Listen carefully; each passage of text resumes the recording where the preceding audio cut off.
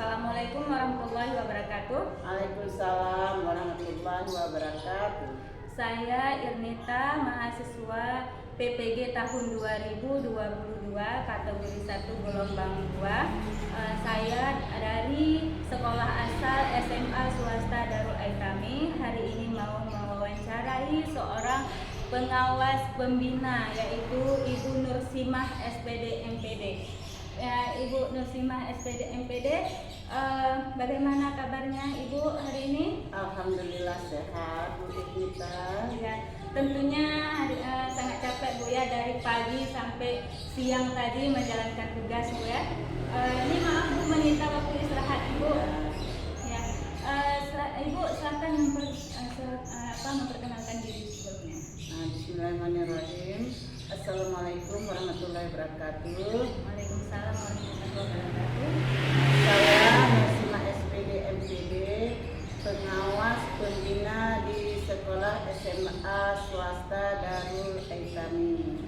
Nah, dalam membina kami membina kepala sekolah, juga membina guru-guru yang ada di sekolah swasta SMA Darul Aitami. Salah satu adalah Ibu Irnita yang hari ini sedang berbincang-bincang. Iya, Ibu.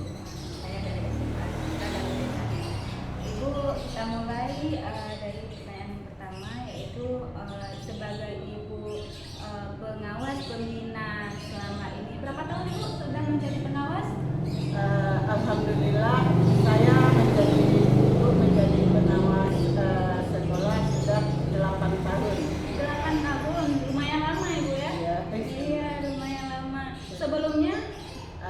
Ibu masa kerja Ibu sudah 38 tahun. 38 tahun. Itu diawali dari guru SMP, kemudian kepala SMP, kemudian beralih ke guru SMA, kemudian baru pengawas sekolah. Ya, Bu. Karir Ibu berarti dari bawah ke atas Bu ya, sampai sekarang Bu ya. Alhamdulillah sekali, rezeki berkah, alhamdulillah. Ibu, bagaimana selama ini Ibu menjadi sebagai pengawas pembina dalam pemantauan? Ada nggak penghambat menurut Ibu lihat pendidikan kita selama ini?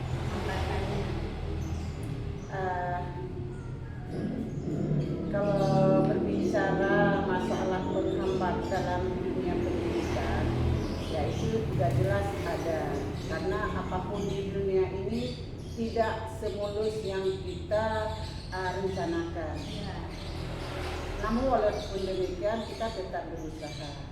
Nah, berkaitan dengan yang ditanyakan tadi, itu memang ada. Ya, kadang-kadang itu hambatan itu datang dari bersifat intern, dan ekstern. Ya, artian begini, kadang-kadang datangnya dari dalam diri kita sendiri. Apakah kepala, apakah guru, apakah siswa. Nah, ada juga yang datang dari luar. Nah, seperti itu. Yang jelas tetap dia ada. Ada penghambatnya. Iya. Selama ini Bu, kendalanya apa saja di saat Ibu memantau datang ke sekolah Ya, kalau berbicara masalah apa kendala, itu kadang-kadang seperti yang saya sampaikan tadi, intern. Nah, kalau intern itu kadang-kadang penghambatnya kondisi guru tersebut, ya kan? Nah, yang mana kondisinya kadang-kadang kondisi itu kadang-kadang dituntut oleh kondisi keluarga.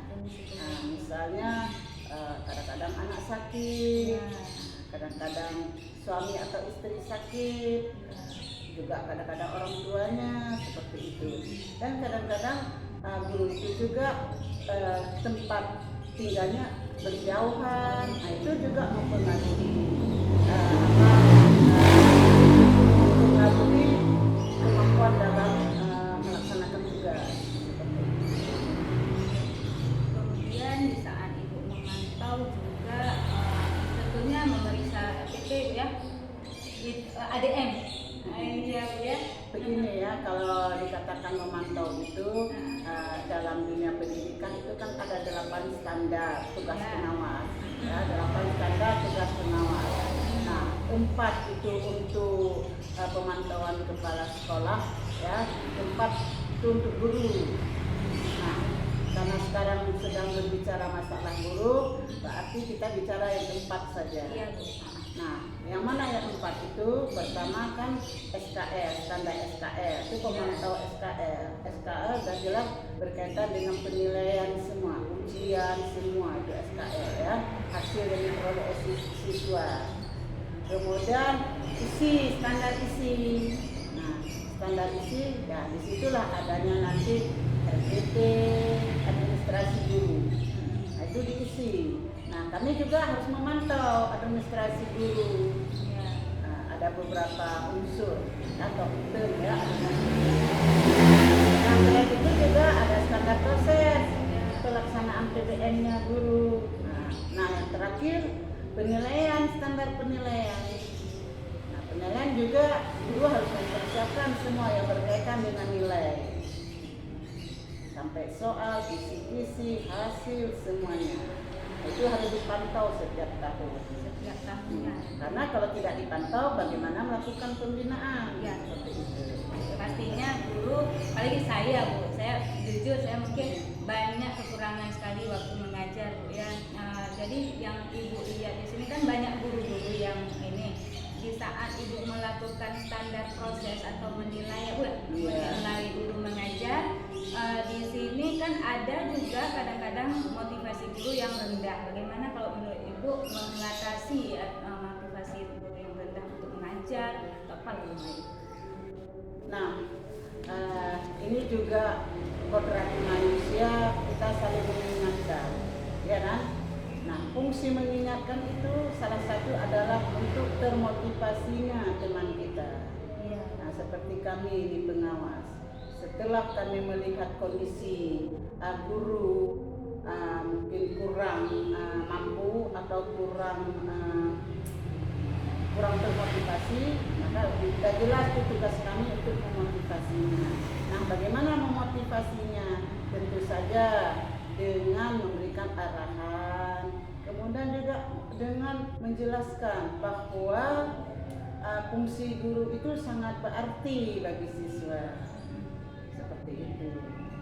Posisi guru itu sangat berarti bagi siswa. Jadi kalau guru tidak termotivasi, kan bisa kita bayangkan bagaimana siswanya.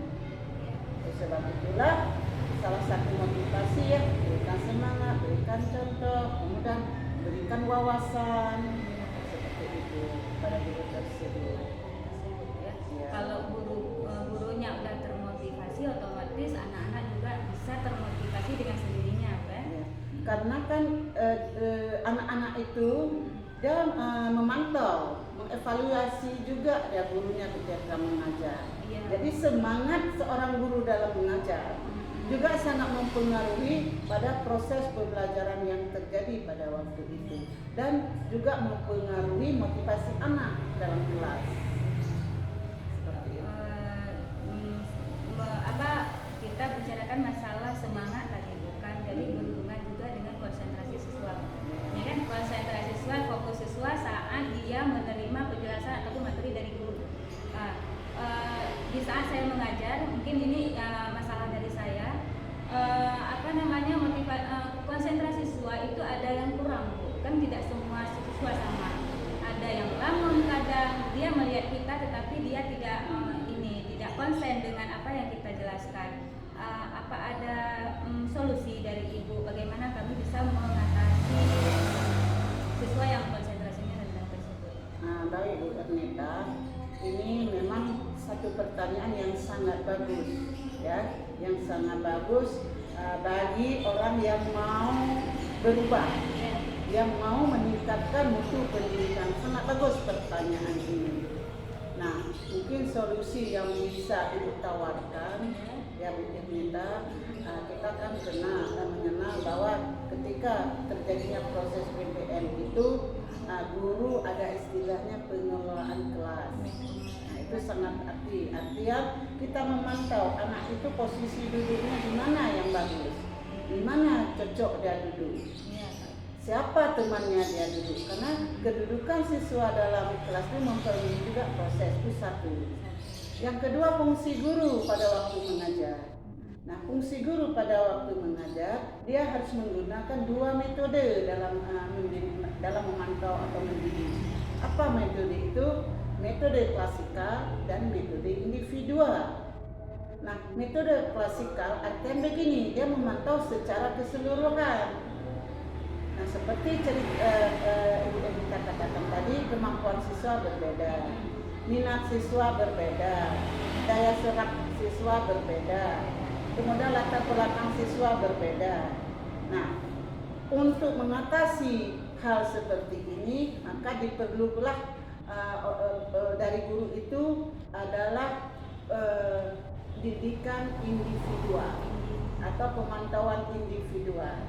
Artinya begini, setelah kita melihat klasikal, nah terlihat oleh kita ada siswa yang diam aja atau ribut-ribut mengganggu temannya. Nah itu tidak perlu disampaikan secara umum mengganggu siswa yang lain, tapi dekati dia. Nah kita dekati siswa tersebut, kita bimbing secara individual di situ. Nah, mungkin dia butuh perhatian, butuh kasih sayang dari guru. Mungkin ini ada yang belum memahaminya. Ya. Jadi itulah ya, kita yang di depan itu harus semua terlihat sama kita. Ya. Kan? Tapi pendidikannya ada dua. Betulan saya katakan tadi, klasikal dan individual. Ya. Itu perlu sekali dicampur oleh seorang guru. Enggak cuman satu anak yang di depan aja yang pandai, yang selalu menjawab pertanyaan kita, Bu, ya. Jadi yang di belakang yang tidak positif itu juga harus dilihat, Bu. Oke, makasih Ibu. Kemudian Ibu terkait dengan tadi konsentrasi siswa, kemudian penguasaan konsepnya. Ini mungkin sama Ibu untuk keseluruhan. Penguasaan konsep kadang-kadang peserta didik itu juga sangat kurang benar. Bagaimana cara kita mengatasi? Maksudnya dalam menerima ilmu ya. Nah, oleh sebab itulah ada ungkapan mengatakan bahasa teman itu lebih mudah dipahami. Oh, ya. Kan ada kan? Nah, kita juga sendiri bahasa teman kita lebih mudah dipahami. Begitu juga dengan siswa, bahasa teman dia lebih mudah dipahami. Ini mengapa terjadi? Sebab itulah ketika guru mengajar itu, berilah contoh yang dekat dengan siswa, bahasa kata-kata yang mudah dipahami oleh siswa. Nah, jangan berbicara menggunakan kata yang terlalu jauh sehingga sulit ditangkap, sulit dimaknai oleh siswa. Nah, ini salah satu cara yang bisa kita lakukan seperti itu. Gunakanlah supaya mudah dipahami kan, menggunakan bahasa yang mudah dipahami, beri contoh yang dekat dengan siswa. Kemudian jangan istilahnya membicarakan hal yang tidak penting di situ. Ini sering sehingga konsentrasi siswa sudah terpecah, sedang mengajar ke arah indikator, sudah menyentuh hal yang lain. Sehingga konsentrasi siswa ini juga terhambat, terputus. Itu. Kadang-kadang kita menggunakan kata, jangankan kita dengan siswa, kita dengan dosen, saat dijelaskan sama kawan mengerti. Karena kata-kata tadi. Mengapa? Karena kawan itu bahasa yang digunakan bahasa sederhana. Kata-kata yang mudah kita pahami. Jadi itu saja dulu. Karena makanya dalam mengajar ada istilahnya kan, ya, dari yang dekat ke yang jauh, dari yang sukar, dari yang mudah ke yang sulit atau sukar. Itulah maknanya itu. Nah, seperti itu. Kemudian Bu, kalau misalnya kan udah menguasai konsepnya udah oke, kemudian konsentrasi peserta didik juga udah oke dengan cara kita tadi yang Ibu bilang bukan, untuk hasil belajar siswa itu kan seperti yang kita bicarakan tadi, itu si peserta didiknya tidak semua sama. Bagi yang tertinggal bagaimana menurut kita belajar? Begini yang kita kan untuk pembelajaran sekarang remedial dan pengayaan. Nah, ini untuk apa muncul istilah ini dan mengapa hal ini dilakukan? Itulah untuk mengatasi hal yang seperti tadi. Karena dalam mengajar itu kan kita evaluasi, kita nilai. Nanti ternyata hasilnya ada yang baik, ada yang kurang baik, ya kan? Ada yang cukup. Nah, disinilah fungsi istilah tadi. Dalam kelas itu sudah jelas, ada siswa yang sudah pandai, maksudnya bisa mendapatkan pelajaran itu dengan baik. Nah, itu nanti boleh guru memberikan pengayaan, artian kasih ilmu tambahan sedikit, tingkatkan. Sementara ada siswa mungkin karena keterlambatan dia menerima ilmu tadi. Nah, keterlambatan ini banyak faktornya ya. Mungkin juga dia kondisi tubuh dia tidak fit, mungkin juga memang latar belakang keluarga mempengaruhi. Nah, bagaimana solusinya seandainya ada siswa yang nilainya sedikit? Nah, itulah fungsinya remedial. Artian remedial itu kan bimbing kembali siswa tersebut. Nah, kapan dibimbing? Nah, ini jangan salah kita, sering salah. Kadang-kadang remedial diberikan ketika mau diberikan nilai semester, itu salah. Nah, Ibu Ernita misalnya mengajar materi kimia hari ini, misalnya A misalnya. Ya kan, misalnya hari ini mengajar materi A misalnya. Nah, ketika nilainya sedikit di materi A, disitulah ilmu materi A yang harus diremedial pada waktu itu terus. Berarti di saat waktu itu terus kita remedialkan. Remedial itu artian tidak resmi, tidak harus dalam proses BBM. Boleh dikasih tugas, misalnya kasih soal 2 buah, nanti kumpulkan besok. Nah, seperti itu. Tapi soal itu berkaitan dengan materi A tadi. Nah, seperti itu. Alhamdulillah itu udah saya kerjakan dulu. Alhamdulillah. Cuman itulah karena masih juga kan ya Bu, selanjutnya nih masalah tentang guru. Banyak guru yang Ibu pantau seperti itu kan Bu kan. Nah, sekarang dengan segala macam modal pembelajaran, ada guru kadang-kadang yang belum optimal melaksanakan model pembelajaran yang inovatif. Apa solusinya?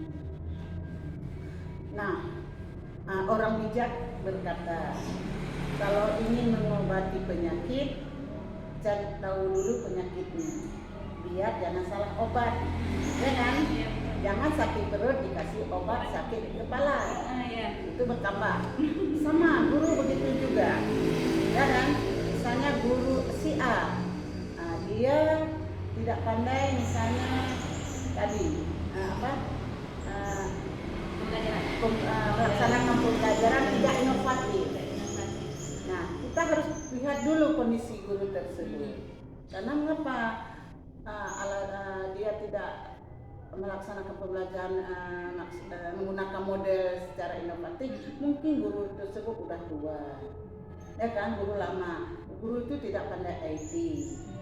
Nah, tapi memang benar kita kan harus belajar. Nah, ini juga kita berikan pembinaan sesuai dengan kondisi. Kalau guru misalnya sudah tua, tidak bisa IT, memang sudah tidak mungkin lagi misalnya, ya kan, mau pensiun, kan berarti dia udah tua. Nah, dia tidak mampu lagi menggunakan IT. Ya paling tidak dia bisa menggunakan model secara manual. Tidak perlu gunakan PowerPoint, ya kan? Nah, manual aja. Artinya begini, janganlah selalu mendikte, ya kan? Janganlah selalu menggunakan metode ceramah. Kita bisa bertanya jawab, diskusi, seperti itu. Nah, kalau gurunya masih muda, ya kita anjurkan supaya dia membuka Google, mencari model-model, ya kan? Kemudian gunakan IT dalam mengajar. Nah, langkah yang paling terakhir adalah nanti dilakukan pembinaan pada workshop pada guru-guru tersebut, berilah wawasan. Penelitian Bu, apa?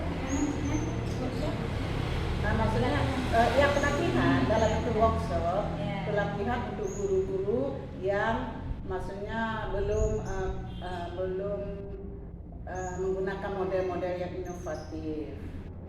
Nah, kita bina oleh pengawas, kemudian berikan dia pelatihan seperti itu.